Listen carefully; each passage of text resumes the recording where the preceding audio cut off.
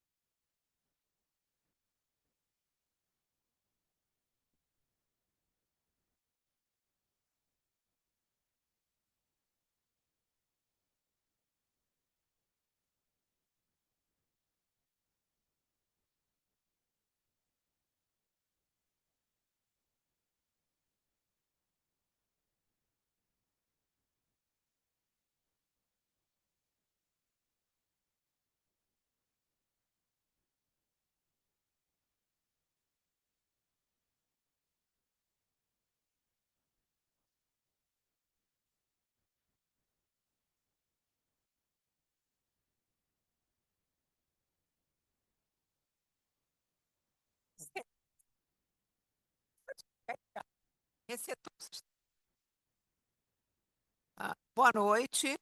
Eu declaro aberta a quinta sessão ordinária relativa ao 196º ano acadêmico.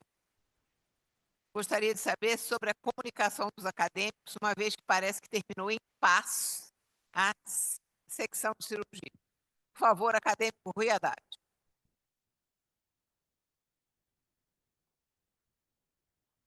Boa noite, senhora presidente. Boa noite a todos.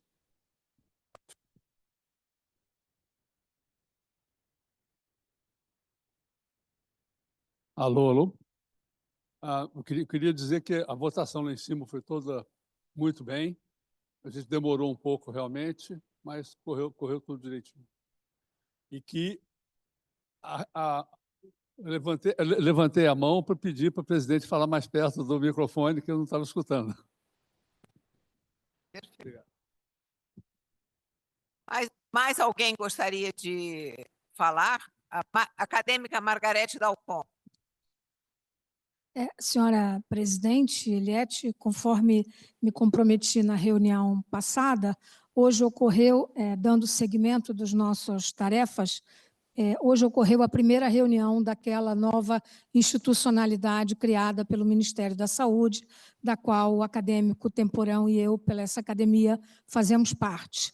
Foi uma discussão extremamente profícua, nós nos dividimos em grupos de trabalho, está bastante adiantado, e a nossa propositura é que dentro de 60 dias nós vamos entregar todo o trabalho já feito, com resultados, ao ministro da Saúde.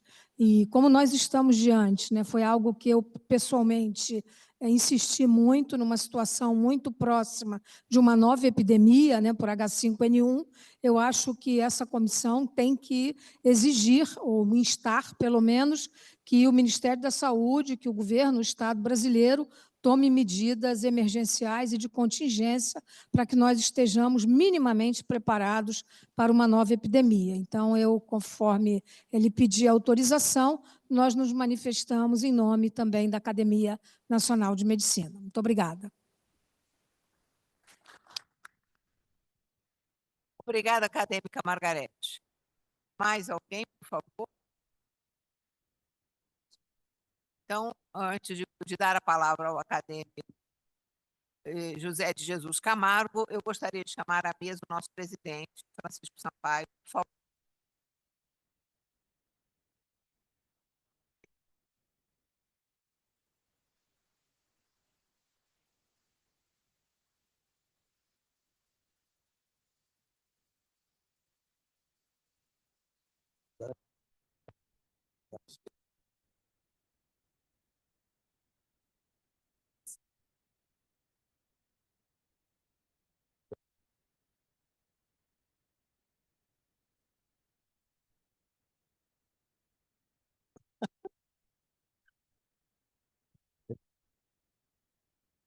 Bom, vamos retomar então a sessão de momentos que impactaram a minha vida profissional. E aproveitando que recuperamos aparentemente os vídeos, vamos começar vendo a do professor Jacó Kligerman.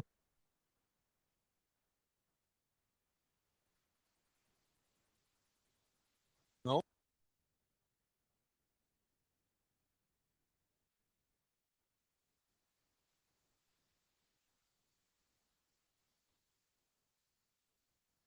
Excelentíssima presidente Eliette Buscolar, senhoras acadêmicas e senhores acadêmicos, considero o impacto pessoal na minha vida profissional em todos os momentos em que consigo criar uma atmosfera empática de confiança e troca na relação médico-paciente. Na minha especialidade, em que tratamos tumores na cabeça e pescoço, que implicam na aparência, na fala e na deglutição, impõem um ambiente importante na confiança da indicação do tratamento e o seguimento.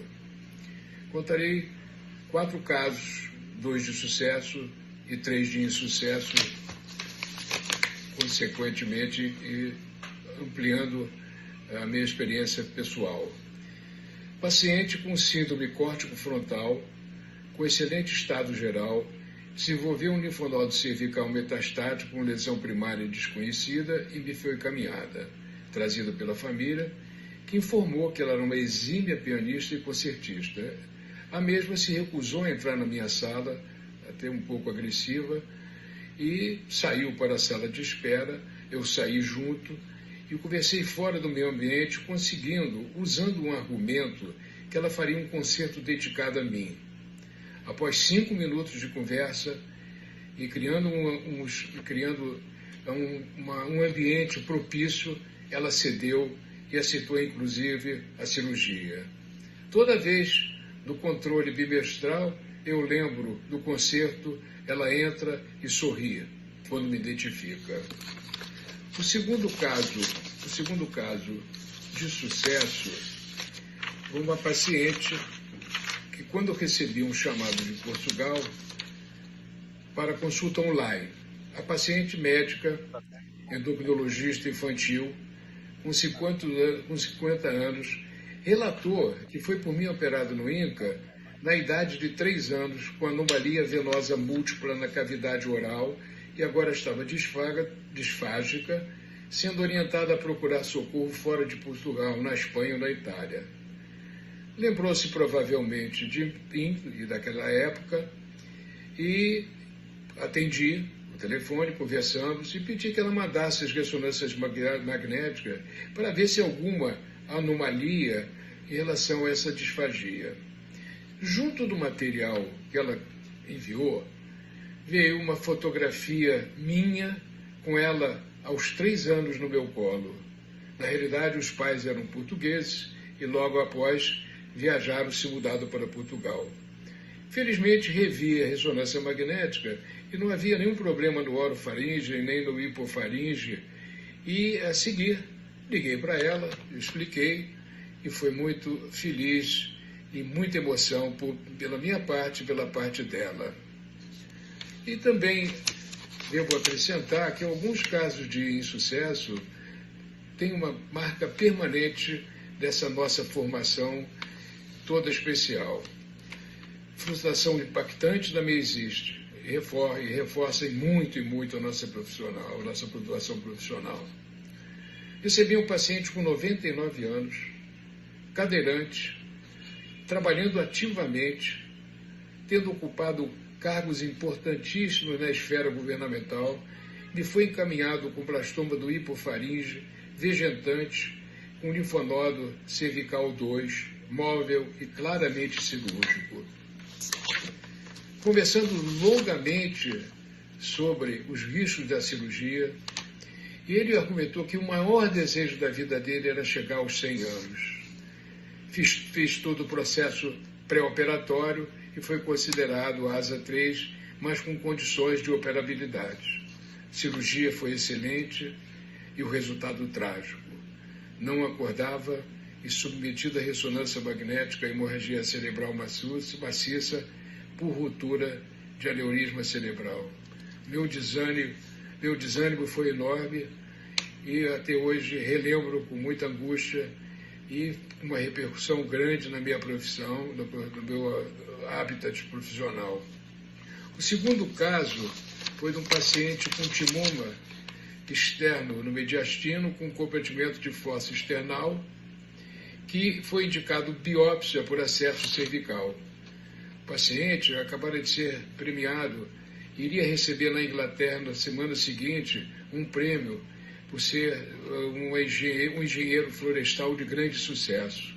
O paciente faleceu por não ter conseguido ser entubado e impossibilidade de traqueostomia por comprometimento de toda a área. Decorrido 35 anos desse acontecimento, ainda carrego na memória. Muito obrigado.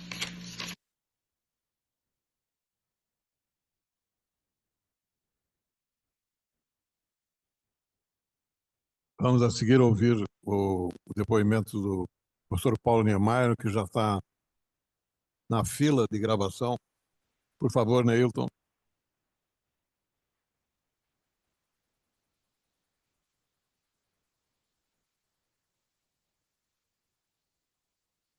Boa tarde a todos, queridos confrades, e devo estar com a mesma dúvida que vocês sobre qual a melhor história que tenha marcado nossas carreiras, né? São tantas e diárias, e nós vamos nos moldando de acordo com a experiência vivida e com as histórias que acontecem. Mas duas me marcaram, assim, mudaram a minha visão. E todas as duas relacionadas à idade. Hoje, com a longevidade da população, não se leva mais tanto em consideração a idade. Mas quando eu comecei minha carreira, isso era um tabu. Não se fazia certas cirurgias acima de 65 anos. Era uma idade, assim, marcante na neurocirurgia. E eu me lembro que estudante, sentado ao lado do meu pai no consultório, vir indicar uma cirurgia de hérnia de disco para um paciente com mais de 70 anos. Quando o paciente saiu, eu questionei, eu digo, mas pai, você vai operar um doente de hérnia de disco com mais de 70 anos? E aí ele me disse, mas por que, filho? O fato dele ser idoso, ele não tem direito tira dele o direito de se tratar? E aí eu me dei conta que a idade do doente era a idade dele, meu pai. Quer dizer, ele estava falando dele próprio. E realmente não tinha nenhuma razão para impedir que meu pai se tratasse naquela época por causa da idade. Isso mudou minha visão depois dessa simples frase dele. E eu vivi isso mais tarde, de novo, com meu tio Oscar, que com 100 anos de idade teve um abscesso hepático. Eu estava viajando e me ligaram dizendo, olha, o Oscar tem que operar, está com abscesso hepático e queria a sua opinião. E eu fui contra. Eu digo, não, 100 anos, não, a mortalidade é altíssima, não mexa. E nisso, o cirurgião veio ao telefone e me disse, Paulo, seu tio está lúcido, a pressão dele é 12/8, a glicose é 80, ele não tem nenhuma doença, não toma nenhum remédio, você vai deixar morrer? Eu digo, não, então opera. Operou e viveu mais 5 anos, veio a falecer com 105. Então, essas duas histórias me marcaram muito, e especialmente a primeira, porque eu era estudante ainda, e eu sigo até hoje essa linha de que o idoso não tem razão para não se tratar e para não ter chance de ter uma melhor.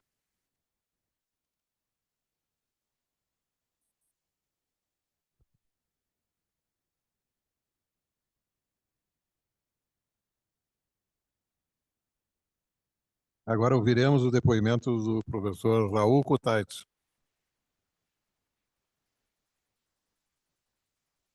Boa tarde a todos. Boa tarde, presidente Ilete. Estou acompanhando desde o começo e gostando muito dessa sessão, que mostra visões diferentes e coisas diferentes impactando a vida de cada um de nós.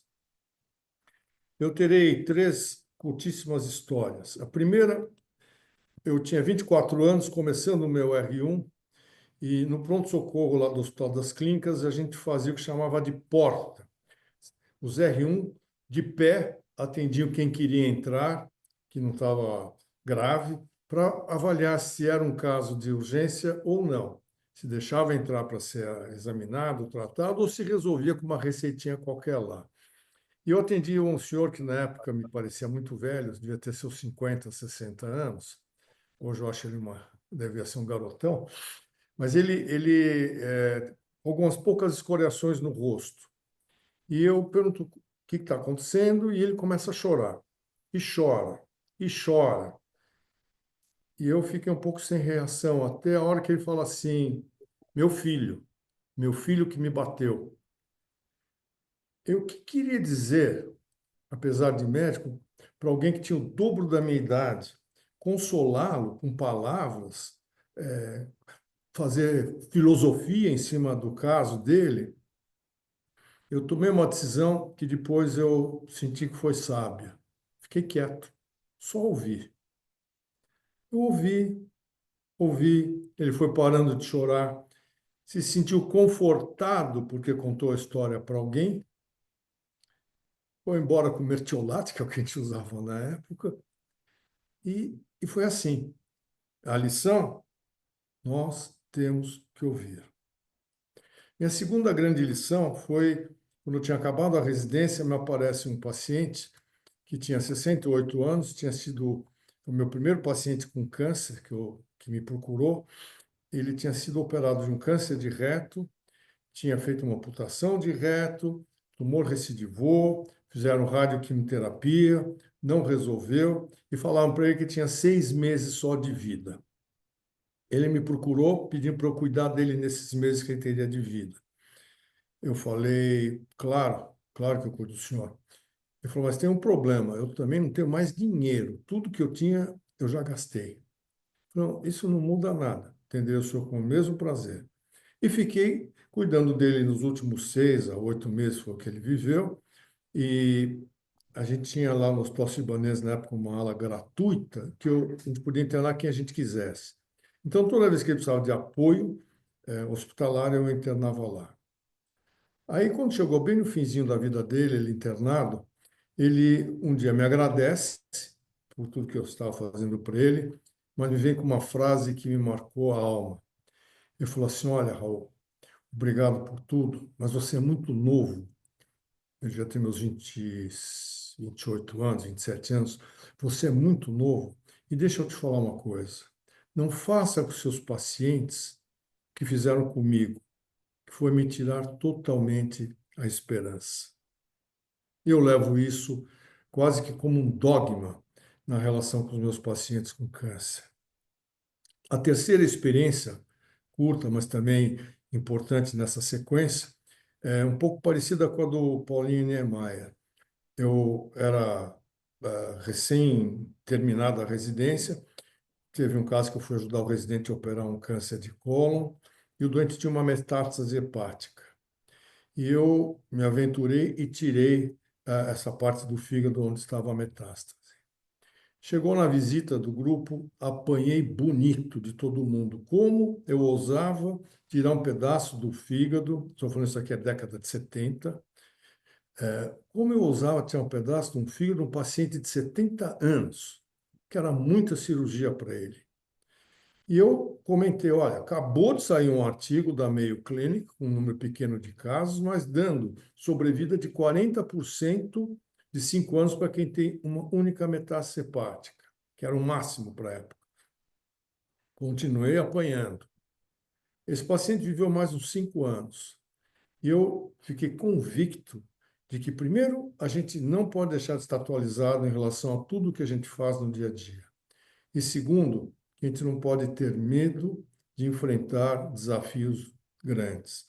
Esses desafios aparecem, às vezes, a gente podendo dominá-los, às vezes não. Quando a gente pode, a gente vai em frente.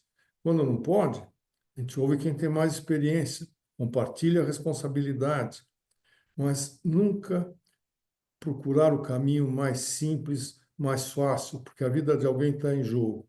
Poderia ser a sua, a de seu pai, de algum parente.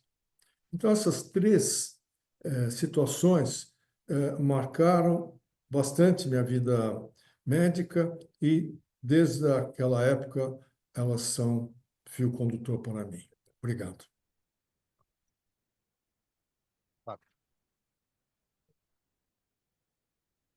Muito obrigado, Raul. A próxima apresentação será do confrade Fábio Jatene, que está online. Bom, boa noite a todos. Vocês conseguem me ouvir agora? Acho que o som tá bom. É isso? Legal. Bom, então, boa noite a todos. Queria cumprimentar a nossa presidente, Eliette Busquelat, professor Camargo, todos os demais integrantes da mesa e os nossos confrades e confreiras. Eu teria a oportunidade de contar várias histórias aqui, várias passagens que me marcaram bastante. Mas eu acabei optando por uma passagem que eu acho que é um pouco pitoresca, mas que sempre me marcou, e eu achei que talvez fosse interessante.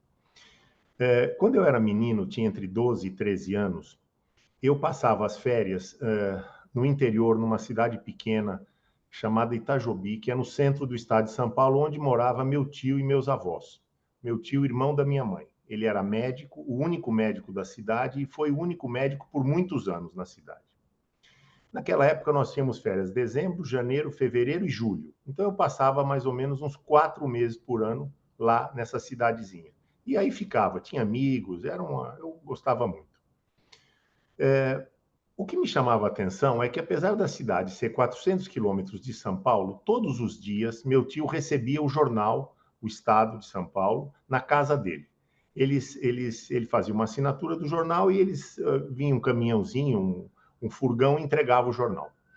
E aí ele lia o jornal na hora do almoço. Ele ia trabalhar de manhã, voltava para almoçar, a casa dele era perto da Santa Casa, lá da cidadezinha, voltava para almoçar e ele lia o jornal.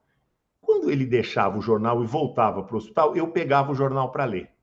E eu gostava de ler e comecei a pegar gosto por ler jornal. Eu era menino, 12, 13 anos, mas eu lia o jornal. E lia um pouco de tudo. Eu lia, a política não me interessava muito, mas eu gostava de esporte, eu gostava das curiosidades e tal, e eu me acostumei a ler jornal. Quando eu voltava para São Paulo, eu comprava o jornal todos os dias. Eu chegava da escola cedo e ia na banca de jornal, que era meia quadra de casa dava para ver a banca. Eu ia andando, comprava o jornal, voltava, lia o jornal, depois do almoço, e depois ia estudar. À tarde, fazia as coisas que eu tinha que fazer.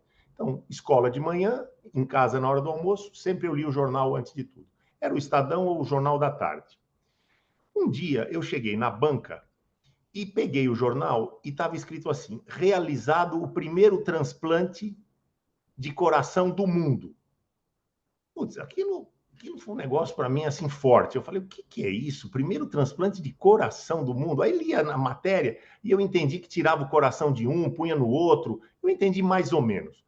Aí voltei correndo para casa e no caminho fui lendo, cheguei em casa, perguntei para minha mãe, o que é isso? E minha mãe sabia mais ou menos. Ela falou, Fábio, isso aí é uma técnica, que você tira um coração doente, põe um bom e tal. Eu falei, vou perguntar para o meu pai, ele deve saber o que é isso, porque ele é cirurgião de coração, eu vou conversar com ele. E aí, à noite, fui conversar com ele, e ele me explicou direitinho. Ele falou, olha, são pacientes que têm corações já ruins, degenerados, doentes, não tem mais recuperação. Então, uma pessoa que é atropelada e tal, e eu lembro de ter lido na matéria que tinha sido atropelada uma pessoa que foi quem doou o coração. Bom, aí aquilo lá me encantou. Eu fiquei semanas pensando naquele negócio. Eu falei, caramba, tira o coração de um, põe no outro, e a pessoa vive e tal. Aí um dia cheguei na banca, de novo, e estava lá, morreu o primeiro receptor, o primeiro paciente transplantado no mundo, né? Eu falei, caramba, não deu muito certo, durou umas semanas e já morreu. Mas aquilo ficou na minha cabeça por semanas. Eu pensava nisso todo dia, toda hora, eu fiquei encantado com aquela história. Bom, passou uns meses, isso foi acho que em dezembro de 67, mais ou menos, passou uns meses, em maio do ano seguinte, eu fui lá pegar o meu jornal, como todo dia eu fazia, cheguei na banca, estava lá, realizado o primeiro transplante de coração no Brasil.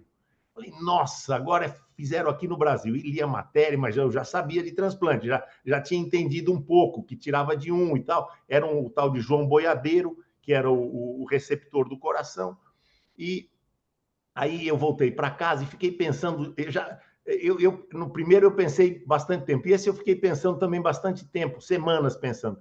Aí eu olhei e falei, não, esse negócio aqui é fascinante, porque você consegue mudar a vida das pessoas através de uma técnica de operar e tal, e aquilo foi forte para mim.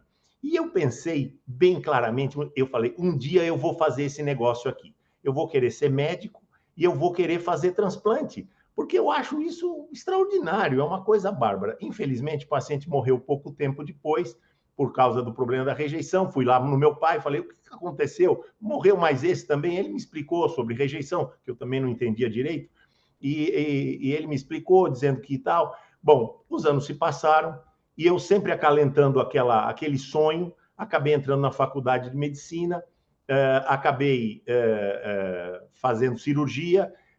Em 80, no início dos anos 80, começou a ciclosporina, melhorou muito o prognóstico dos transplantes, fomos viajar, ficamos um tempo fora e voltamos para fazer, e eu acabei me dedicando a transplante, acabei fazendo transplante de coração e transplante de pulmão, que são as minhas duas especialidades. Então, eu contei essa história para mostrar que mesmo um sonho de criança, né, quando ele é muito forte, quando ele impacta demais a pessoa, impressiona demais a pessoa, ele pode acabar se tornando uma realidade verdadeira, que no meu caso foi o que aconteceu. Então, eu nunca esqueço essa história de ter mudado a minha trajetória, ou, enfim, direcionado a minha trajetória em função dessas notícias que eu li nos jornais sobre transplante. Muito obrigado pela oportunidade. Viu? Obrigado, Fábio. Você vai ver daqui a pouco que essas histórias se repetem. Vamos retomar a ordem, então, agora com o nosso querido ex-presidente Francisco Sampaio, vai falar sobre... Boa tarde a todos, acadêmico Eliette Busquelar, acadêmico Novelino, querido Camargo, Omar, Nardi, queridos acadêmicos, acadêmicas, convidados. Eu vou contar duas histórias. Primeiro, quando o Camargo me convidou, foi chegando perto, eu lembrei de uma história que me impactou até hoje, é uma coisa pequena, mas foi brutal para mim no ano 84. Eu estava fazendo ambulatório de urologia. A urologia tem muitas histórias de câncer, muitas histórias impactantes, mas essa para mim foi muito brutal. Eu estava fazendo ambulatório, chegou um rapaz alto, de 26 anos, dizendo que, hospital público, dizendo que estava prestes a casar, estava para um pré-nupcial e ele tinha uma dificuldade porque ele tinha uma fimose cerrada e ele não conseguia expor a glande. Examinei, realmente era uma fimose cerrada e com alguns sinais inflamatórios. Pedi alguns exames pré-nupciais, tipo sífilis e outros, e marcamos a postectomia no hospital. Quando foi retirado o prepúcio, ele tinha uma lesão na glande, uma lesão de 2 centímetros na glande. Naquele momento eu retirei a lesão, fiz a biópsia,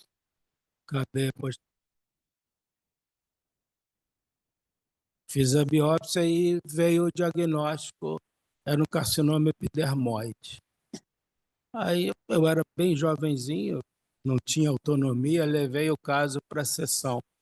E na sessão se discutiu o tratamento, se consultou o INCA, isso tem muitos anos, 40 anos, 41 anos.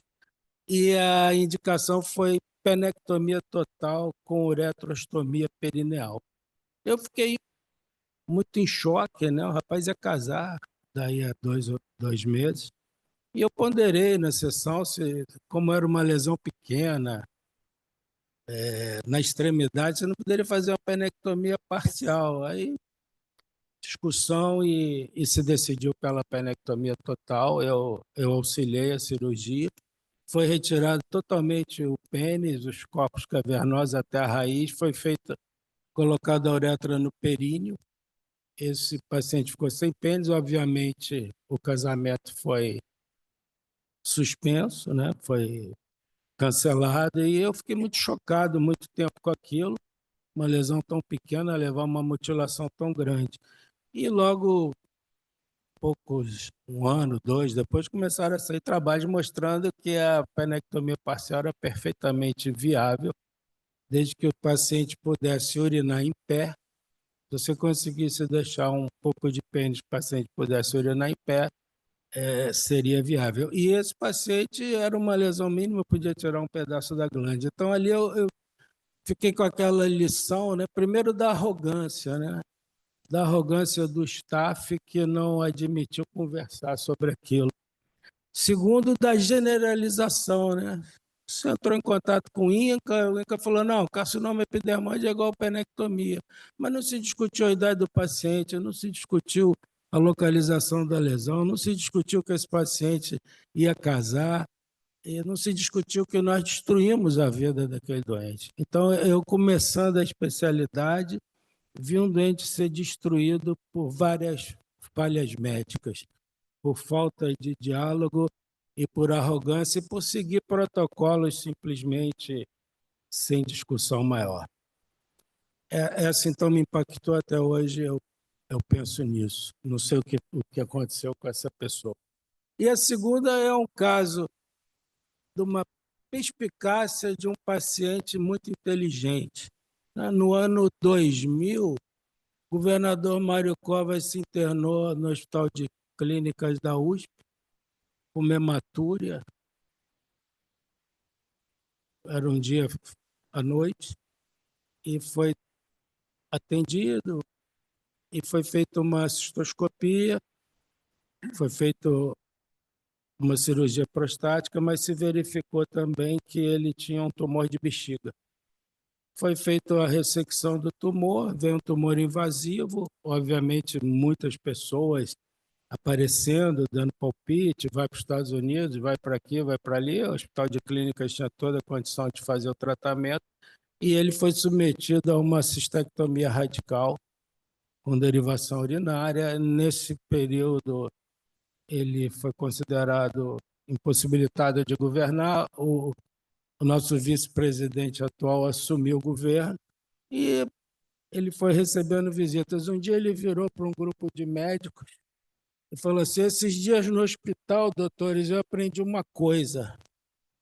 O que foi, governador? Eu aprendi o seguinte: quando entram 2, 3, 4 médicos dentro do meu quarto, eu sei que é má notícia.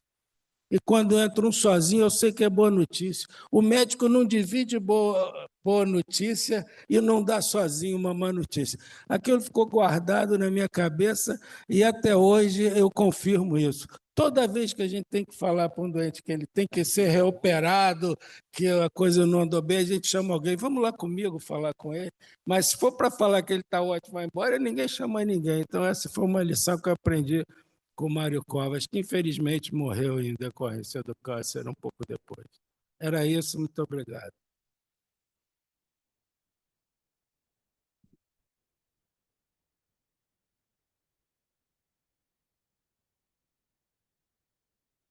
Por favor.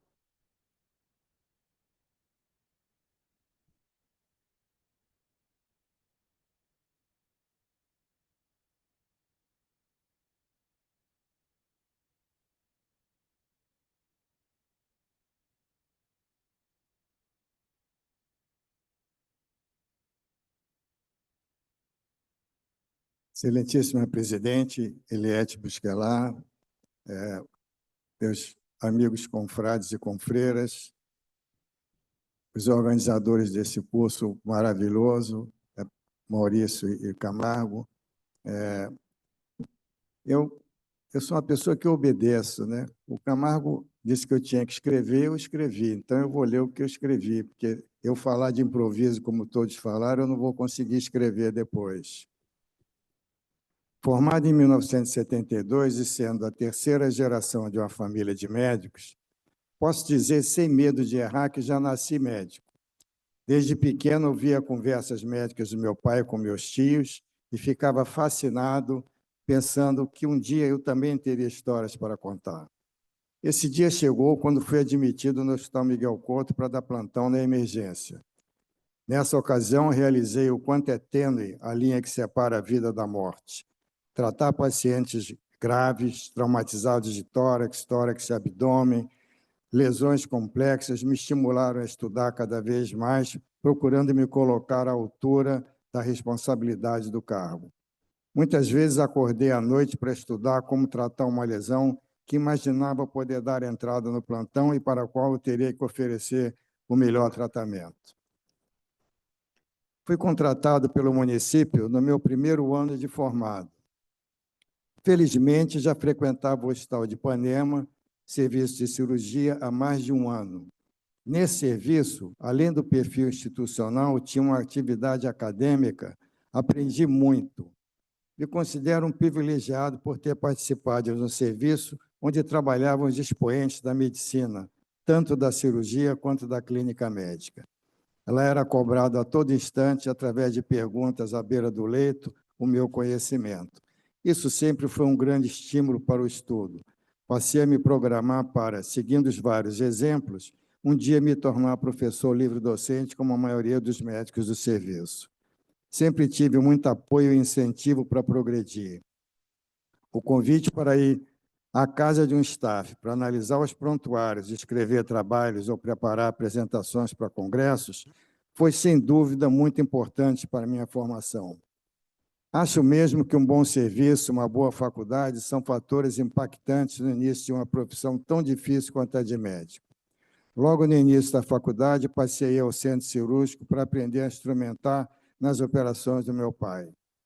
Sua instrumentadora era ótima e muito paciente. Me ensinou o nome dos ferros e como arrumar a mesa para instrumentar. Isso me fazia parte integrante do mundo que eu queria participar, o centro cirúrgico. Foi muito útil quando, por vezes, na rede pública, não dispunhamos de instrumentadora e, até hoje, uma profissão não regulamentada. No Miguel Couto, passei a frequentar nas férias o serviço de ginecologia, chefiado pelo meu tio, onde aprendi a fazer curativo. De lá veio minha formação ginecológica, pois frequentei até me formar na faculdade. Por ser um serviço vizinho ao de urologia, cujo chefe era muito acessível, passei também a assistir algumas operações urológicas que, na emergência, muito me auxiliaram na tomada de decisões. Ainda me lembro de alguns pacientes que operei e o quanto foi gratificante vê-los recuperados. Um deles foi um rapaz que, passeando com a namorada num domingo à noite, numa das ruas do Leblon, foi reagir a um galantio feito por uma pessoa quando passava à frente de uma obra e, como resposta, foi esfaqueado.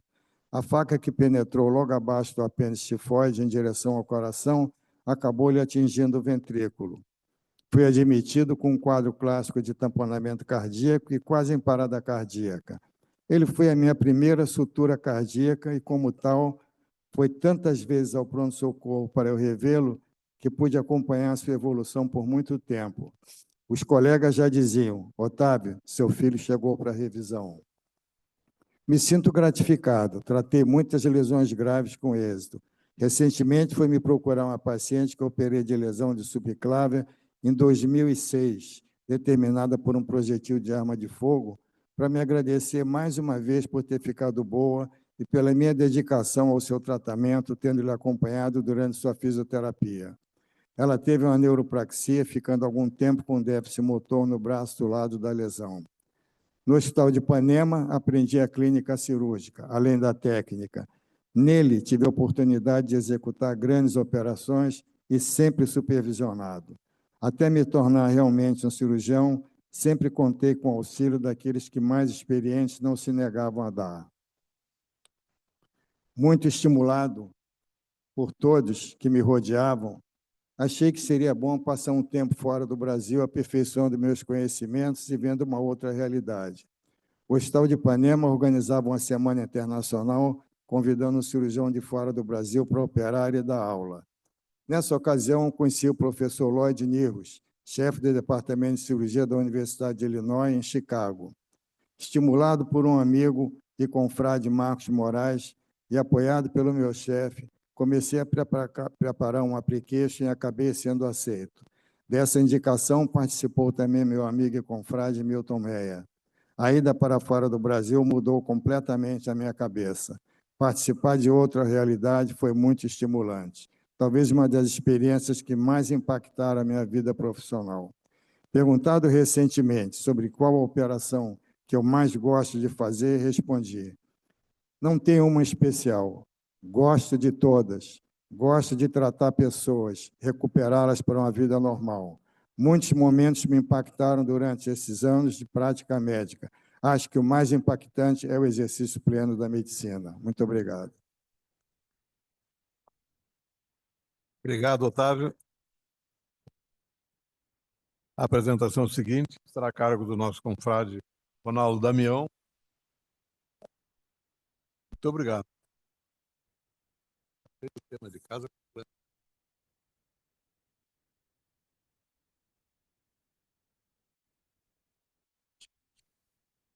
A ideia é formar.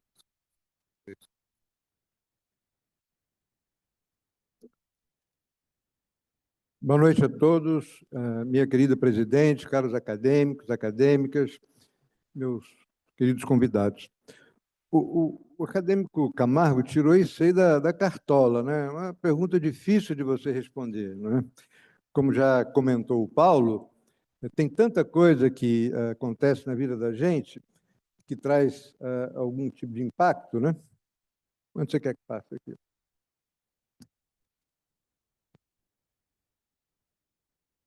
O filho não passou, não. Ah, é. Então,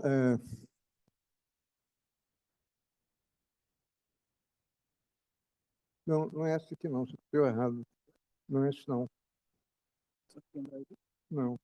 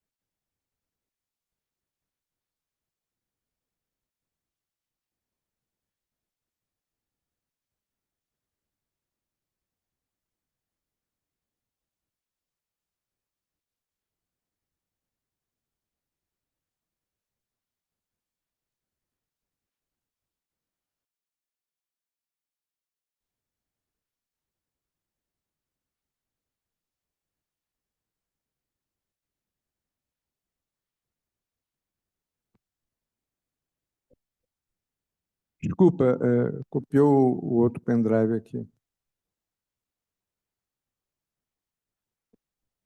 Não. Esse aí, deixa eu ver. Passa, pronto. Desculpa, esse aí.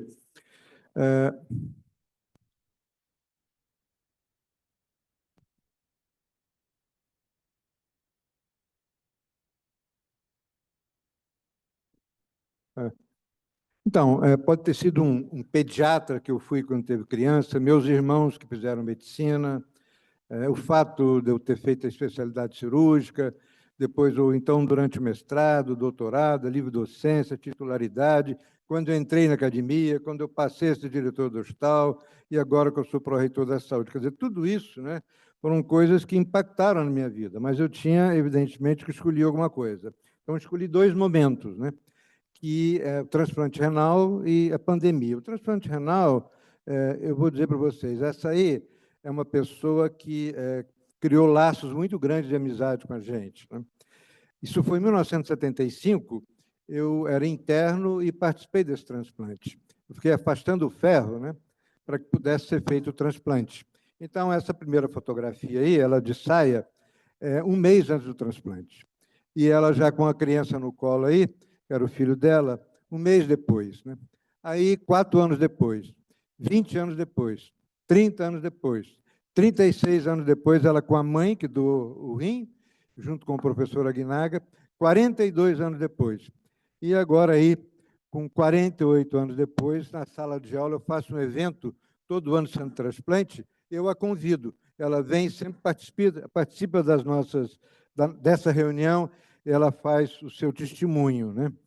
E aqui, o ano passado, no Rio Innovation Week, nós fizemos foi sobre transplante, o tema, eu organizei isso, e eu convidei ela foi, nós temos uma apresentação sobre transplante, ela de máscara aí, porque ela ainda toma corticoide, etc., se protegendo, e ela fala sobre a experiência dela sobre o transplante. A Heloísa é uma amiga muito carinhosa, né? E a gente mantém contato até hoje. Então, isso trouxe realmente uma experiência, impactou muito para mim, né? Eu acho que, de uma certa forma, me encorajou muito para que eu pudesse trabalhar com transplante renal, e que eu trabalhei até algum tempo atrás, e depois ficaram os mais jovens, né? Aí, mais uma foto dela.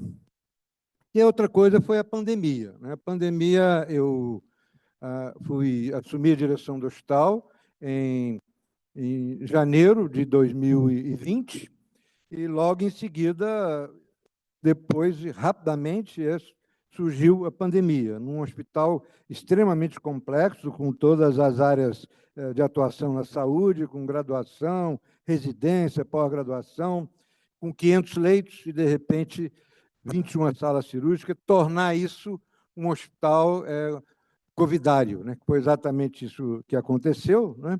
Imediatamente, a primeira coisa que foi feita foi fazer um gabinete de crise, e esse gabinete de crise logo chegou à conclusão que seria extremamente importante captar recursos, e tivemos apoio, então, da Secretaria Municipal de Saúde, Secretaria Estadual de Saúde, Ministério da Saúde, a sociedade civil, né? ONGs internacionais, empresas internacionais, pessoas físicas, pessoas que doaram até R$10.000, né?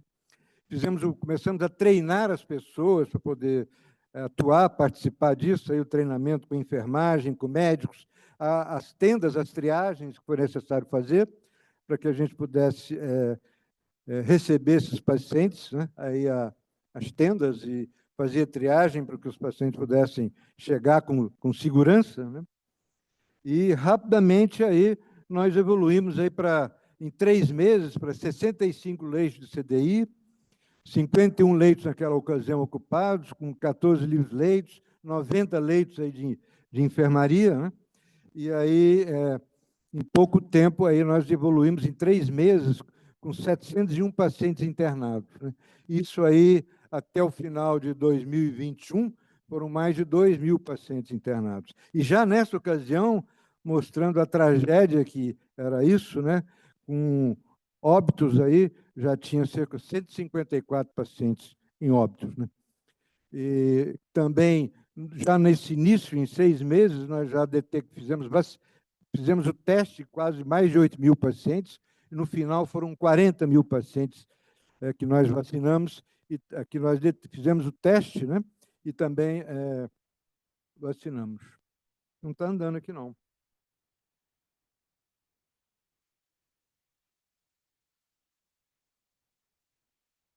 É porque você bota a tela toda, por que você não está botando a tela toda? Então, esse espírito de equipe, né, uma coisa impressionante, é que impactou os mais jovens, né, que trouxe uma mensagem importante, que é com união, com muito trabalho, e que a gente consegue vencer. A mídia reconheceu esse trabalho todo que nós fizemos, né?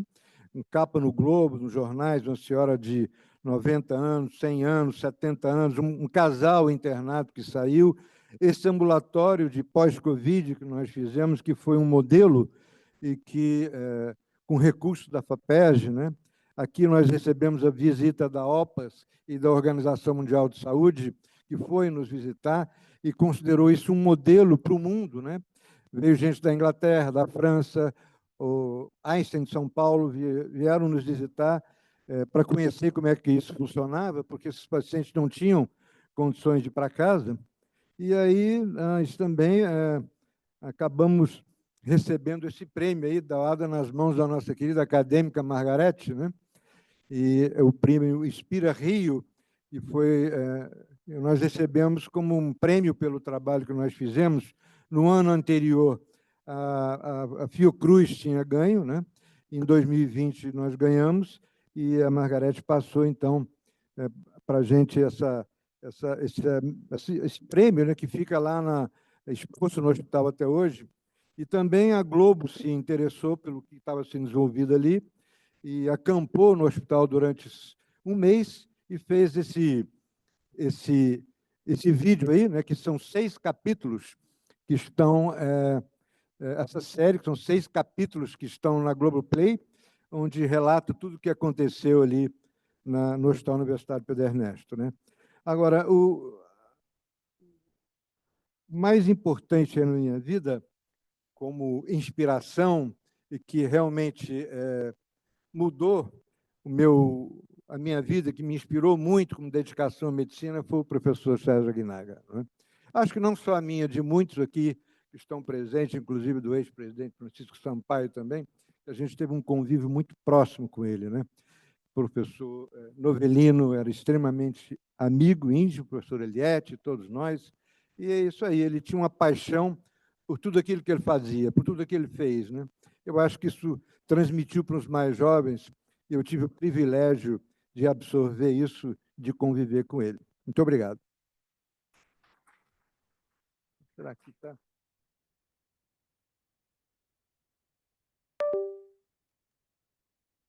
Muito obrigado. Já saiu? Obrigado, Damião. A apresentação seguinte estará a cargo do professor Maurício Magalhães. Maurício está aí? Estou aqui, presidente. Aposto.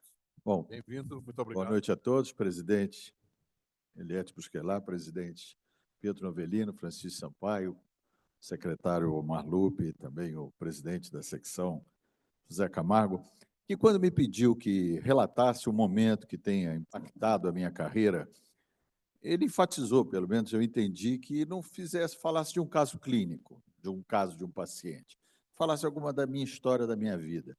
Então, eu fazendo uma reflexão sobre momentos assim que eu posso dizer que foram assim, de alguma maneira marcantes, eu me lembrei de um primeiro, que quando, em 1982, eu era R2 lá no Fundão, junto aqui do Rui Haddad, professor Murat e vários outros aqui da casa, eu fazendo residência em cirurgia, ginecologia, eu queria ir para o exterior, eu queria viver uma experiência de um fellow no exterior.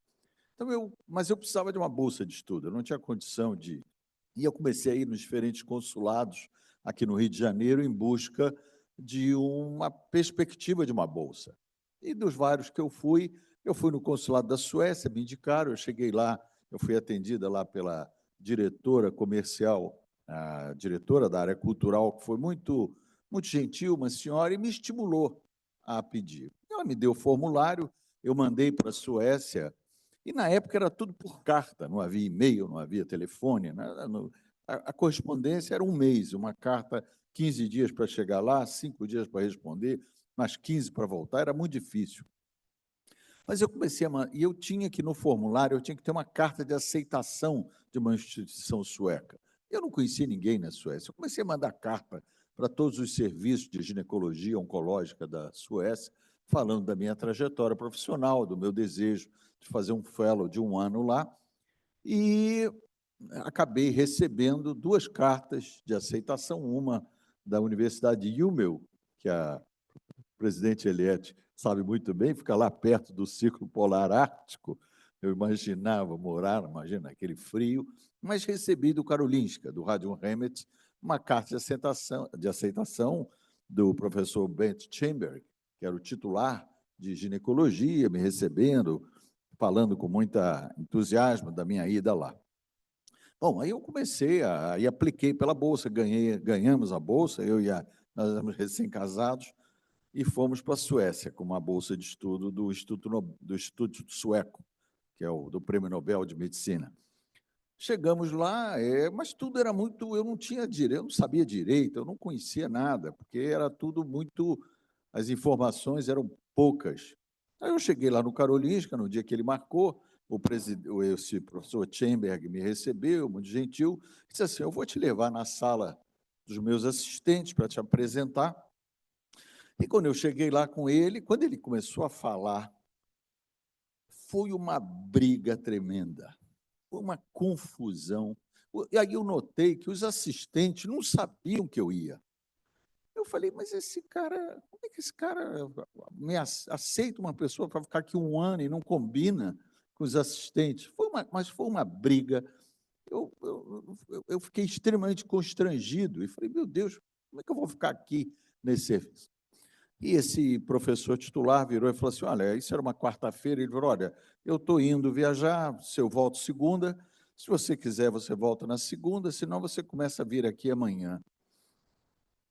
Bom, eu falei, eu não posso confiar nesse senhor, esse senhor me deixou numa situação muito difícil. Aí, no dia seguinte, às 7h30 da manhã, eu estava no hospital, e a presidente Eliette, sabe, os suecos, com aquela frieza deles, me tratavam monossilabicamente, só falavam sueco, eu não entendia nada, e eu ficava lá o dia inteiro, até o final do dia, e nada. E assim foi, passou 1 mês, e eu aprendendo por observação, vendo como é que eles faziam, acompanhando eles em tudo, mas eles só falando sueco.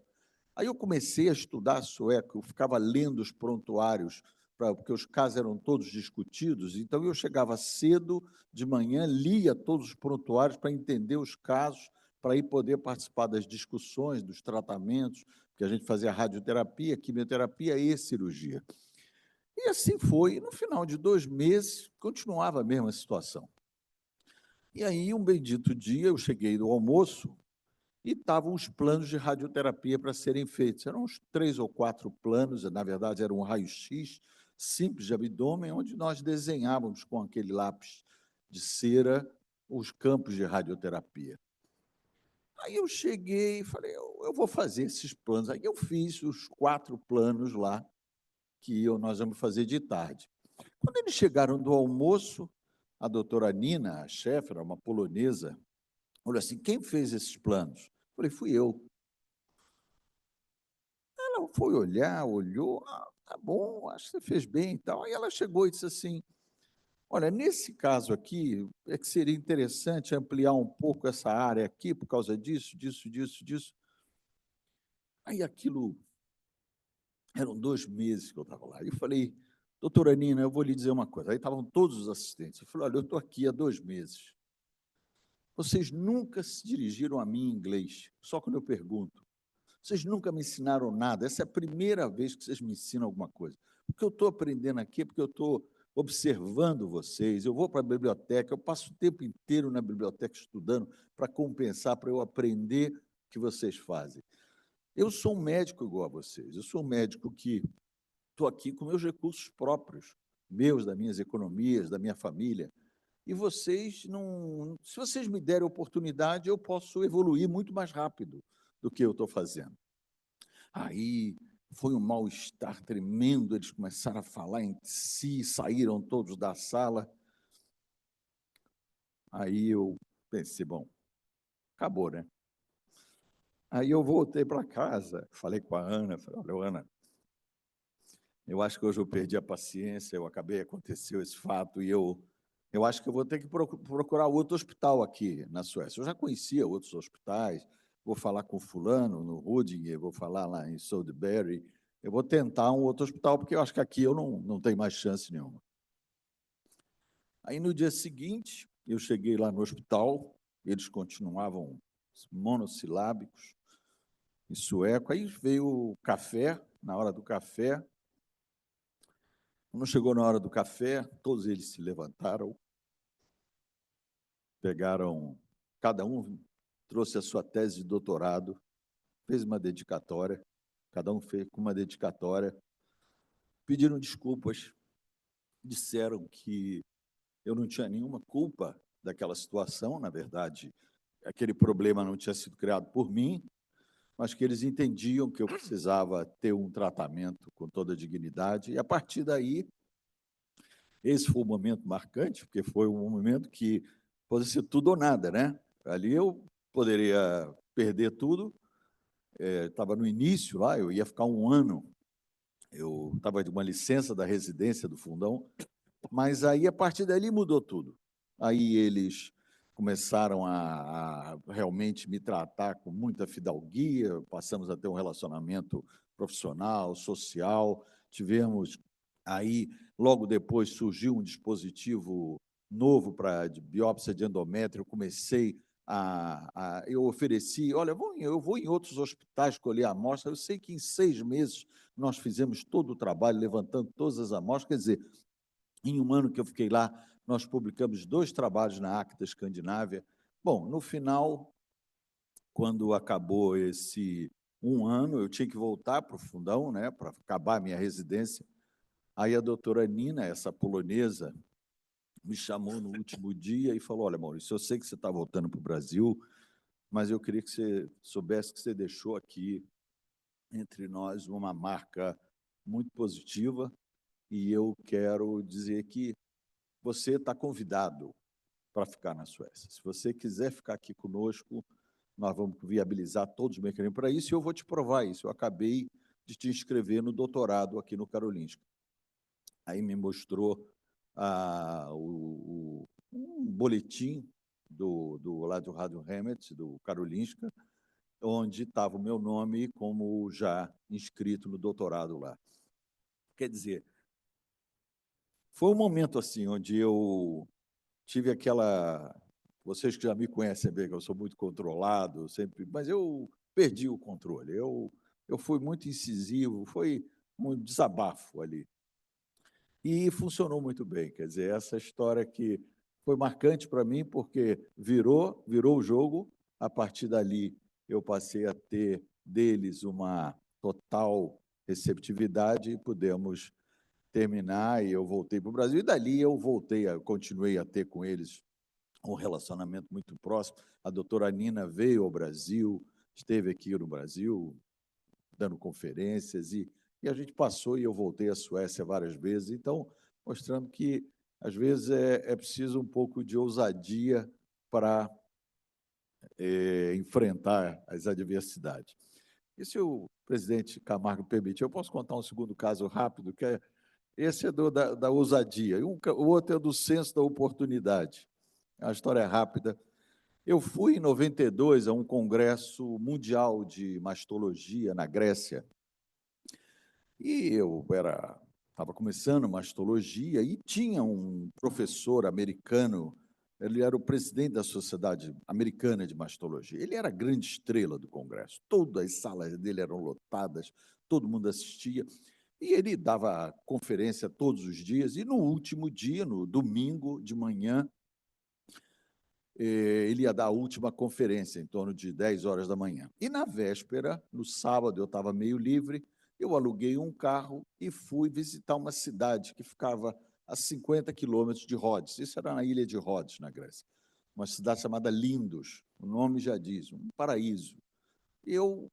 Era 50 quilômetros, eu fui na véspera, almocei lá, voltei e devolvi o carro. No domingo de manhã, eu fui lá no Congresso. Quando deu 11 horas da manhã, acabou a sessão, e quando eu estou saindo do centro de convenções, estava na porta do centro de convenções o doutor Melvin Silverstein. Eu comecei a conversar com ele, puxa, aquele papo, né? Pô, parabéns, professor, pelas suas aulas e tal. Ele falou, puxa vida, eu não aproveitei nada aqui de Rhodes, eu não conheci nada. Eu falei, o senhor devia ir a Lindos. Ele falou, mas onde é que fica? Eu falei, é uma cidade, fica a 50 quilômetros daqui. Eu adoraria, mas eu não tenho, eu estou com a minha mulher aí, eu não sei como é que eu poderia ir. O senso da oportunidade. Eu falei, professor, eu estou de carro e eu estou indo a Lindos hoje. Se o senhor quiser ir comigo, nós podemos ir a Lindos. Aí ele virou, você faria isso? Eu falei, claro, professor, olha só, eu só preciso de 30 minutos para pegar o carro, pegar minha mulher, eu lhe pego aqui e nós vamos a Lindos. Tá bom. Aí eu voltei lá na agência, aluguei o carro que eu tinha acabado de devolver, peguei de novo, peguei a Ana disse, onde é que nós vamos? Nós vamos a Lindos. Eu falei, foi o quê? Não, Ana, vamos embora, vamos para Lindos. Cheguei lá, peguei o professor Mel Silverstein, que era a maior autoridade em mastologia dos Estados Unidos, passamos uma tarde inteira, almoçamos lá, ficamos grandes amigos. Dali, ele me convidou para passar um tempo na universidade lá da Califórnia, onde ele era o chefe de serviço. Fizemos muito amigo. Dali, eu fiquei membro da American Society of Breast Disease, passei a ser parte do board, e por isso eu acabei indicado pela Sociedade Americana para a Sociedade Mundial de Mastologia. Eu não fui sempre presidente da Sociedade Mundial pelo Brasil, eu fui como membro da Sociedade Americana. Então, vocês vejam o que é um senso de oportunidade. Uma hora ali eu aproveitei, fui com ele e ficamos grandes amigos. Ele veio ao Brasil várias vezes, depois nos encontramos muitas vezes nos Estados Unidos. Então, também foi um fato marcante na minha vida, pitoresco, mas que foi uma oportunidade que foi, acho que, muito bem aproveitada. Professor Camargo, eu espero que eu tenha cumprido os seus objetivos. Muito obrigado a todos. Obrigado por essas experiências de vida. Parabéns. A apresentação seguinte é meu autor preferido, Milton Mayer, vai nos contar fatos que impactaram a vida.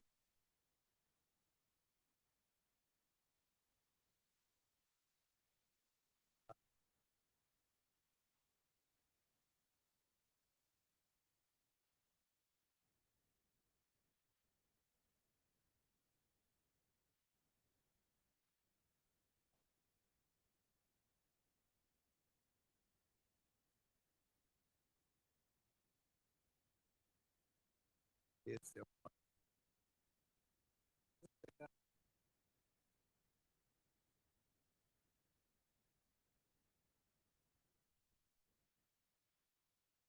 Dando uns estados.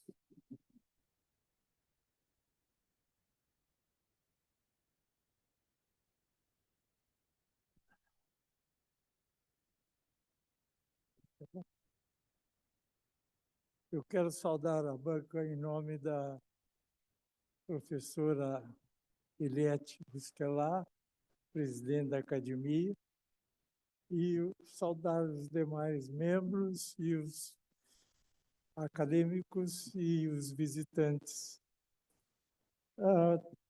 Tarefa bem difícil essa de falar e escrever sobre mim mesmo. Missão difícil e, até certo ponto, perigosa. O que eu vou contar aqui hoje, guardei para mim mesmo por muitos anos. Ultimamente tenho contado para alguns amigos e hoje conto para os senhores a pedido do professor Camargo. Desde sempre eu quis ser médico. Muito cedo na faculdade, me decidi pela cirurgia. Tive na minha formação a fortuna de ser guiado por grandes cirurgiões.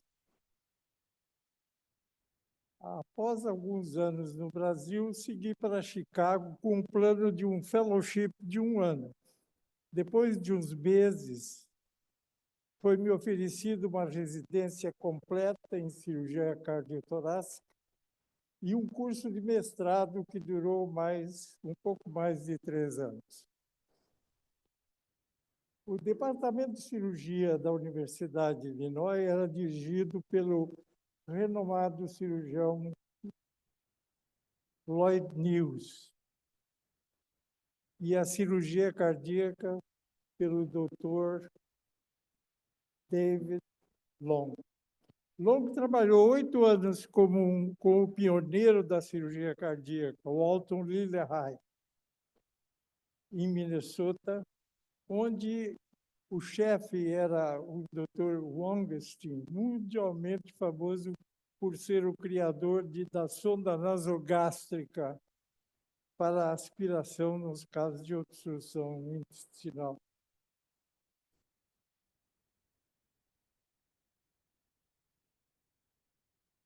Passaram pelo serviço tanto do Dr. Wangenstein como do Dr. Muitos cirurgiões que ficaram famosos, entre eles Norman Shumway, o pai real do transplante cardíaco, o Christian Barnard, Aldo Castanheda, John Lewis e uma série de outros, inclusive alguns brasileiros. Quase no fim da minha residência, o meu chefe, Dr. Long, escalou-me para operar um menino de 3 anos com tetralogia de Fallot. Era a única lesão cardíaca complexa com correção até aquela época. Eu já havia operado vários casos, mesmo lá com o Dr. David Long. A operação transcorreu normalmente e Long parabenizou-me e retirou-se. Levamos o paciente para a CTI acordando e em bom estado. Quando saí da CTI, havia um recado que o Dr. Long queria falar comigo. Fui recebido no seu escritório com a maneira simpática e afável de sempre. Perguntou-me pelo paciente e comentou sobre a nevasca que caía naquele momento em Chicago. Milt se dirigiu para mim pelo meu apelido que usava sempre. Eu sei muito mais do que você, ele falou. Sou mais velho que você, tive mais tempo para estudar e aprender, sei bem mais do que você. O meu currículo é muito melhor, muito maior que o seu. Como você sabe, eu fui médico da Marinha por 4 anos, fazendo estudos sobre substitutos do sangue. Depois, eu fui trabalhar em Minneapolis, onde fiquei por 8 anos. Recebi o título de PhD em Fisiologia e aprendi a cirurgia cardíaca de então. Fez uma pausa com a mesma tranquilidade, ele completou: mas você opera melhor que eu. É com orgulho que eu digo isso. Você opera melhor do que eu. Aturdido e surpreso, fiquei olhando para ele sem saber o que dizer. Imagine eu ouvir isso de um chefe que eu admirava tanto. Foi tudo que eu consegui gaguejar, foi: aprendi com você, Dave. Eu o tratava com intimidade quando estávamos sós. Nunca me esqueci e não vou me esquecer das palavras de Dave Long naquela tarde em Chicago.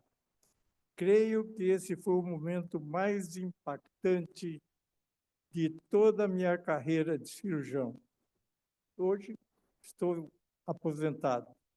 Depois de mais de 50 anos e um pouco mais de 8.000 operações, posso dizer, não fosse por ter crescido à sombra de tantos mestres, aqui não estaria hoje.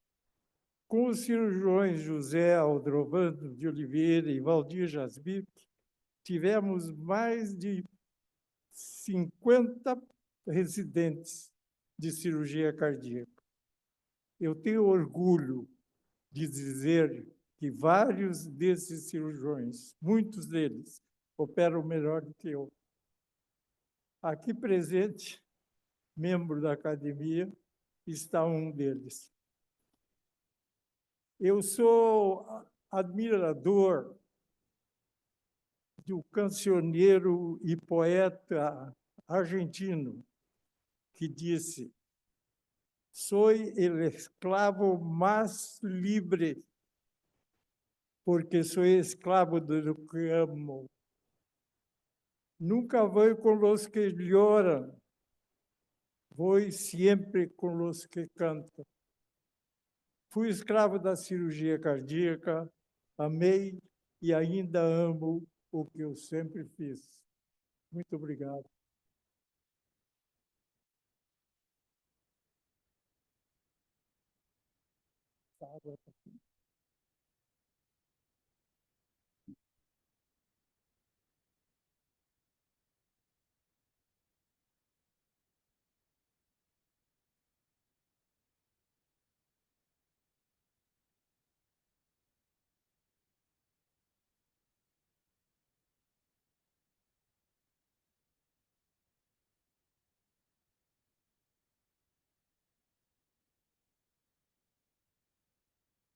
Boa tarde a todos. Eu queria, senhora presidente, ao iniciar essa apresentação, fazer um preito de gratidão e de saudade, porque há 71 anos, hoje, há 71 anos, nascia no Rio de Janeiro Ricardo Cruz, o nosso querido confrade.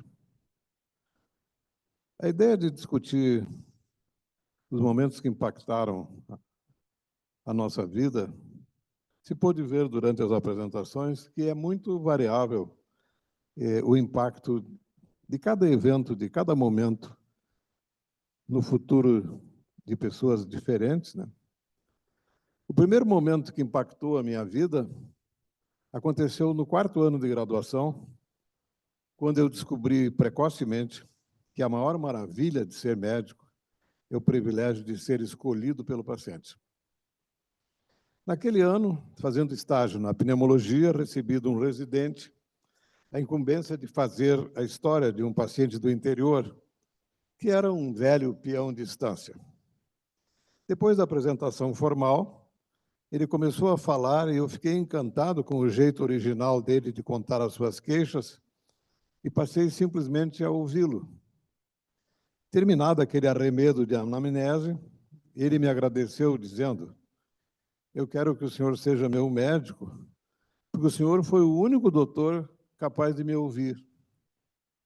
Eu fiquei feliz e constrangido de não admitir que eu quase não falei, porque eu nem sabia o que perguntar. Mas naquela tarde eu me prometi que um dia eu ia ser o médico que ele pensou que eu já fosse. O segundo momento impactante ocorreu ainda na graduação, mas já na fase de internato.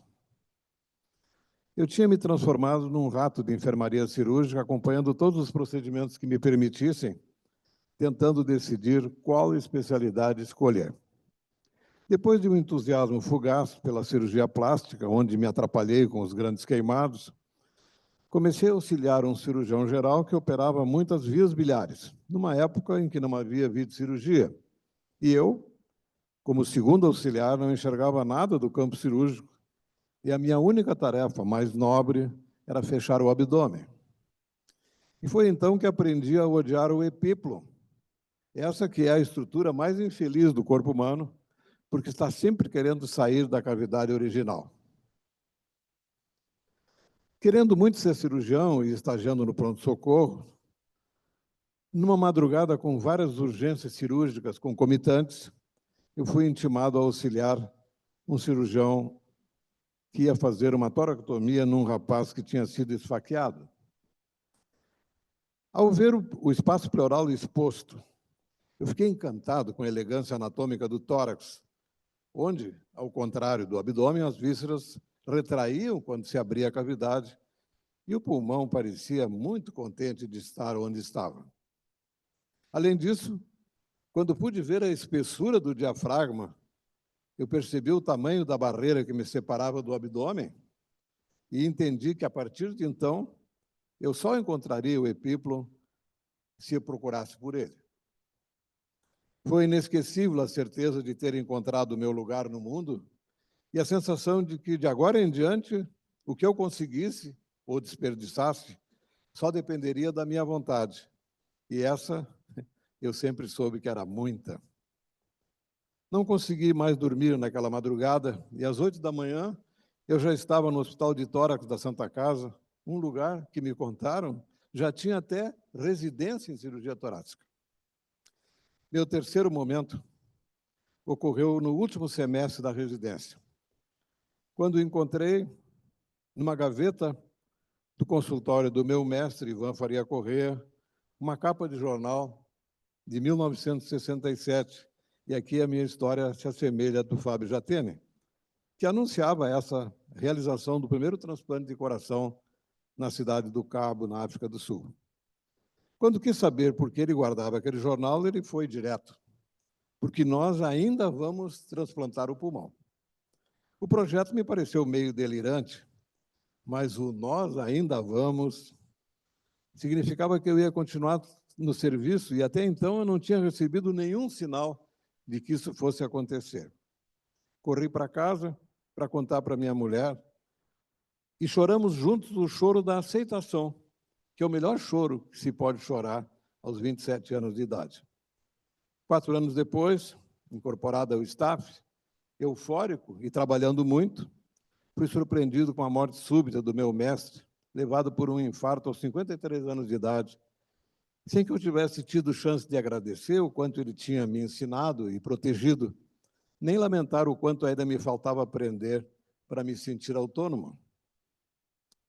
Quando fizemos o primeiro transplante de pulmão em 1989, eu comentei com o anestesista, o parceiro da primeira hora, o quanto o mestre teria gostado de saber que 12 anos depois da sua morte, nós tínhamos tornado realidade o seu sonho mais antigo. Mas depois da perda extemporânea do mestre, o reinício foi muito difícil, porque por decisão da direção do hospital, com apenas 31 anos de idade, eu fui promovido à condição de chefe da cirurgia e vivi um tempo de grande insegurança, com noites agitadas por pesadelos recorrentes, onde se alternavam fístulas, hemorragias e necroses. Numa quarta-feira, resolvi ir à vacaria e contar ao meu pai do meu sofrimento. Contei a ele que eu não me sentia suficientemente treinado para o tamanho da tarefa e que estava sofrendo muito por isso. Ele ouviu a minha história em silêncio, e eu já tinha aprendido a respeitar o silêncio do meu pai. E depois de um tempo, ele perguntou duas coisas. Primeiro, se havia em Porto Alegre algum lugar melhor do que o Pavilhão Pereira Filho para fazer cirurgia de tórax. E eu disse que não. E segundo, se eu desistisse, eles colocariam outra pessoa no meu lugar? E eu disse que sim, com certeza. Outro longo silêncio. Ele chamou a minha mãe e pediu: Zeli, prepare a janta mais cedo, porque o nosso doutor vai ter que voltar para Porto Alegre ainda hoje, porque ele não pode gastar mais um dia útil choramingando. Esse foi um momento muito impactante do início da minha carreira, porque quando voltei naquela noite, eu me sentia dono da maior lição para aquela fase da juventude. Todos os nossos momentos realmente importantes das nossas vidas são, e sempre serão, inevitáveis exercícios de solidão. Eu sou muito grato à memória do meu pai por essa lição. E isso explica, pelo menos em parte, a falta que eu ainda sinto dele. Obrigado.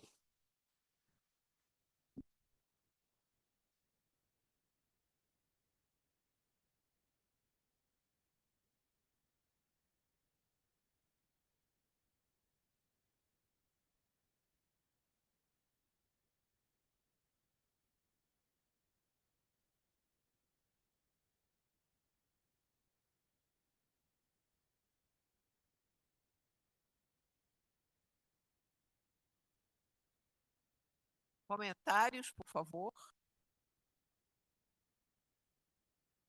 Enquanto vocês pensam, eu gostaria de contar, a propósito do que disse o acadêmico Maurício Magalhães, uma história curiosa que se passou comigo na Suécia. Eu estava lá no departamento e eu tinha uma técnica.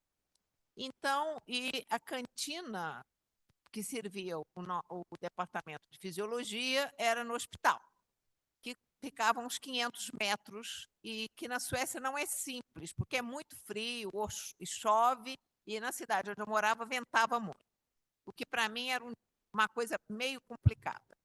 Então eu fui lá na cantina do hospital e comprei um suco de cenoura, que era muito gostoso, que tinha no hospital, e como ela estava fazendo uma preparação para mim, eu comprei também um suco de cenoura para ela, que se chama Cristina. Então, eu cheguei, entreguei para ela, obviamente, a essas alturas do campeonato, eu falava sueco perfeitamente, porque quando me perguntaram se eu ia ficar lá, eu disse que sim, ele disse, a partir de hoje, nós só falamos sueco com você. Pronto. Eles resolvem a vida assim, simplesmente. Aí, eu trouxe o suco de cenoura, ela tomou, gostou e tal. E aí, tempo se passou, eu de novo fui ao hospital e me lembrei que ela tinha gostado do suco de cenoura, comprei um para mim e trouxe um para ela. Aí ela vira-se para mim e disse assim, nunca mais faça isso. Eu disse, por quê? Aí ela disse, porque eu não quero dever nenhum favor a você. Aí eu, tá bem, nunca mais trouxe, obviamente. O tempo passou, por essas e várias outras, eu resolvi voltar para o Brasil, que foi a melhor coisa que eu fiz. E aí, no dia que eu disse para ela, olha, Cristina, eu estou voltando para o Brasil, ela me abraça, chora e diz assim para mim, e agora, com quem eu vou conversar? Eu olhei para ela e disse assim, você se esquece que existem 10 milhões de suecos que você pode conversar? É isso, é a Suécia.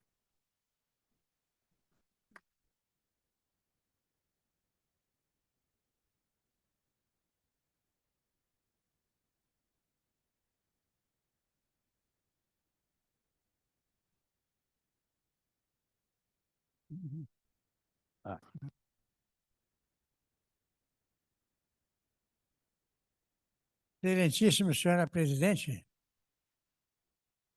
acadêmica Liette Busquelar, excelentíssimo senhor acadêmico Camargo, excelentíssimo senhor sempre presidente Francisco Sampaio, meu caro acadêmico Omar, e alguns que daqui não dá para visualizar. Eu vou fazer um comentário rápido. Em primeiro lugar, parabenizar o acadêmico Camargo. Que vejam todos como está aqui o nosso plenário acadêmico. Todos eles com uma atenção voltada para todas as apresentações, que sem dúvida foram brilhantes e serviram de exemplo para muitos. É uma pena que os estudantes não estejam aqui, para que vissem o que é a nossa academia. Eu, na época, criei o Serviço de Cirurgia do Instituto Estadual de Endocrinologia, o IED, e que hoje a cirurgia está a cargo do acadêmico Rossano, meu pupilo.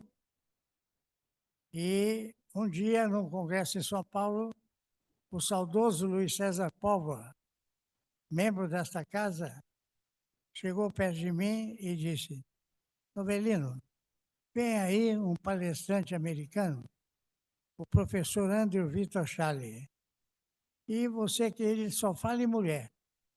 E você que é solteiro, você pode tomar conta dele, porque ele vai para o Rio de Janeiro.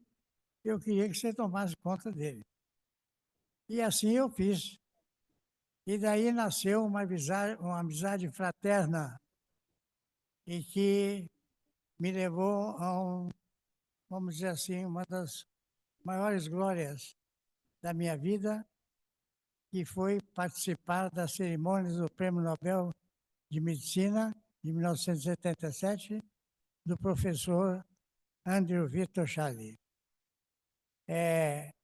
Gostaria também de dizer que Charlie, vamos dizer assim, membro honorário desta casa, tornou-se um querido amigo e um dia, proferindo uma conferência no Instituto Estadual de Endocrinologia, chegou perto de mim e depois disse: quem é aquela menina que está ali? Era Ana Maria Comaru Charlie. Depois Comaru Charlie, porque antes Ana Maria era noiva e o professor Charlie era de Nova Orleans. Eu tive a oportunidade de ir à casa dele, conhecer a esposa dele, mas daquele momento em diante, os dois se apaixonaram e, evidentemente, casaram. E eu devo dizer que entre os 5 convidados internacionais para assistir à cerimônia do Prêmio Nobel, foi quem vos fala, e o acadêmico, Deus que o tem em bom lugar, Luiz César Póvoa. Eu devo dizer que depois da cerimônia, eu fui o primeiro padrinho, o segundo padrinho tinha quase 2 metros. Eu, baixinho, não chegava nem no ombro, na cerimônia do casamento do professor Andrew Victor Charlie e Ana Maria Comaru Charlie. E, assim, nos tornamos fraternos amigos. Ele esteve nessa casa, é membro dessa casa, e acho que é a emoção maior que eu tive na minha vida, naquela época, e para toda a minha vida, onde também a medicina do Rio de Janeiro foi exaltada, tendo colaborado vários membros do Instituto Estadual de Endocrinologia para a outorga de um trabalho sobre hormônios hipotalâmicos, e na época está aqui a professora Gadélia, que é uma das maiores endocrinologistas deste nosso país, pode afirmar isto, e dessa forma é uma emoção que eu tenho nesse momento, e acho que eu devo dividir essa emoção com meus ilustres confrades, com os assistentes que aqui estão, e principalmente com os conferencistas brilhantes que nós tivemos a oportunidade de ouvir esta manhã e esta tarde. Muito obrigado, senhora presidente, por essa concessão. É um prazer, senhor presidente, ao seu lado aqui.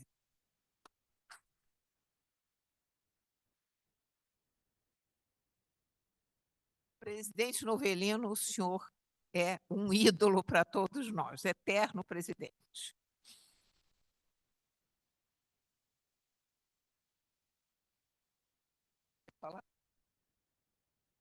Acadêmico Maurício Magalhães. Bom, já que o presidente Eliette contou um caso sueco, eu vou contar mais um, que foi antes da minha catarse, lá quando eu ainda estava nessa fase monossilábica com os suecos.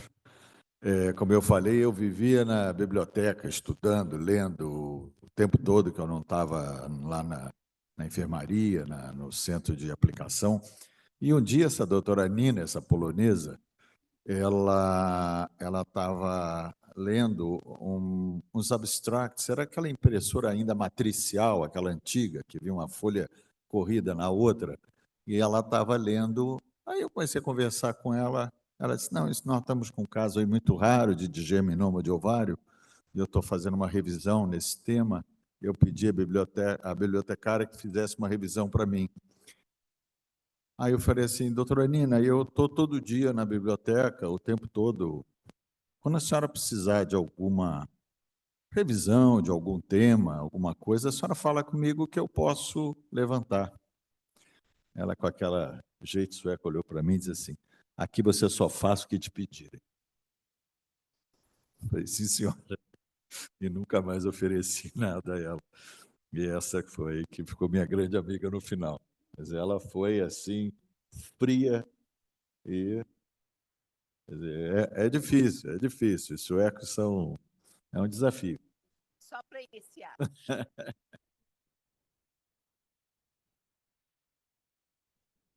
Mais alguém quer falar?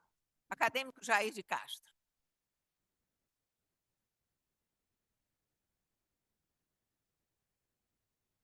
Obrigado, senhora presidente. Queria mais uma vez cumprimentar o professor Camargo, o professor Maurício Magalhães Costa, por essa oportunidade da gente conhecer mais a intimidade dos acadêmicos. E acredita que a nossa assistência aqui, muitos deles pretendentes a um dia ser acadêmico, puderam ver que vale a pena frequentar essa casa, se aprende muito, se aprende bastante, especialmente com a história de cada um. E, de alguma forma, relembramos aqui aquelas tardes que o Ricardo Cruz fazia lá no Hospital Samaritano, valorizando as humanidades na saúde. Então, foi uma alegria estar aqui essa tarde, e acho que todos ficaram felizes também de ouvir os depoimentos. Muito obrigado.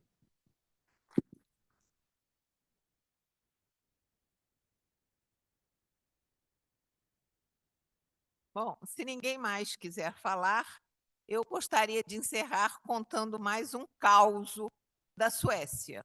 Estava eu lá, de novo, e uma amiga minha, que é reumatologista, foi lá para visitar o serviço de reumatologia e passar um mês na minha casa, porque ela queria aprender reumatologia infantil. O chefe da reumatologia era um tcheco, portanto, a gente achou que era um pouco melhor. Aí, ela foi lá e passou um mês lá, e ao final de um mês, ele deu para ela um livro novo, edição nova de um livro de reumatologia infantil. Eu achei isso extremamente interessante e achei que era razoável convidá-lo para minha casa, para jantar. Gostaria de dizer para vocês que em todos os convites na Suécia, por mais, digamos assim, informais que sejam, aliás, um prêmio Nobel que eu encontrei na Suécia me disse que não há nada informal na Suécia, ele tem toda a razão. Mas, de qualquer maneira, mesmo na sua casa, tem lugares reservados na mesa com devidamente marcados. Tudo bem, eu preparei tudo e ele me ligou um dia antes, dizendo que ele não poderia jantar. Eu entendi que ele tinha algum problema e o convidei pela segunda vez. Erro imperdoável. Porque ele vira-se para mim e disse assim: olha só, eu gostaria de dizer para você o seguinte, que eu sou um full professor, eu sou professor titular, e nem você, nem o seu marido são professores titulares, de modo que eu não posso frequentar a sua casa. O típico exemplo do maravilhoso mundo novo de Aldous Huxley. Alfa mais só se dá com alfa mais. Então, é isto a Suécia. Então, uma vez que Maurício e eu fizemos a nossa catarse a respeito da nossa estadia na Suécia, eu gostaria de desejar a todos uma boa noite e dizer o quanto que é bom frequentar essa academia, que realmente é mágica. Nós todos somos fraternos amigos. Você também esteve na Suécia? Bom, parece que o presidente Sampaio também tem as suas experiências suecas. Então, e nós somos fraternos amigos, e uma das melhores coisas que eu fiz quando há 21 anos atrás, foi me candidatar a essa academia. Eu quero dizer que, inicialmente, quando a gente pensa que nós vamos visitar 100 pessoas, nossa, isto é uma coisa complicadíssima. E após a segunda ou terceira visita, se torna uma coisa ótima e, ao final, nós todos somos felizes por conhecer melhor, antes de entrar, com quem nós vamos conviver. De modo que boa noite a todos e, infelizmente, até o dia 24. Obrigada.